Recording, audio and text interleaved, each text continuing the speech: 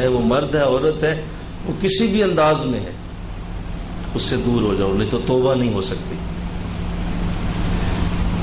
ہمارا مسئلہ یہ ہے، میں عرض کر رہا تھا اس دن بھی،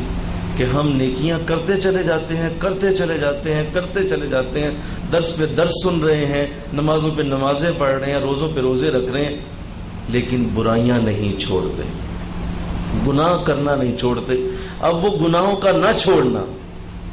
ساری زندگی آپ کرتے چلے جائیں گے، وہ لیول رہے گا، برابر رہے گا۔ ایک شیخ اپنے مرید کو جب درجے دینا چاہتا ہے تو وہ یہی دیکھتا ہے، راز کی بات، وہ یہی دیکھتا ہے کہ یہ کتنا برائیوں سے دور ہے، نیکیوں کو نہیں دیکھتا۔ وہ لکھ لو کہیں اس بات کو، نوٹ کر لو، سینوں میں نقش کر لو، نیکیاں نہیں دیکھتا وہ، نیکیاں وہ کروا لیتا ہے،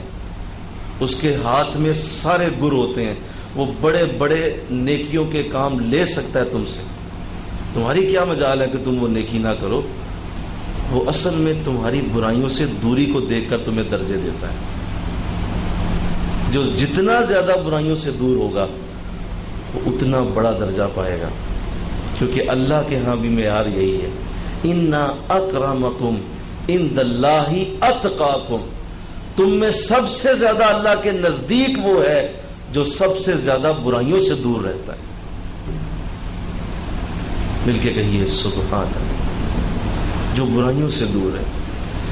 جو برائیوں سے دور نہیں ہے، اسے سنا لیں آپ، 1000 درس سنا لیں، اسے تقریریں سنا لیں، اسے قرآن کی تلاوتیں کرا لیں، اس کو ہر جمعے بٹھا کے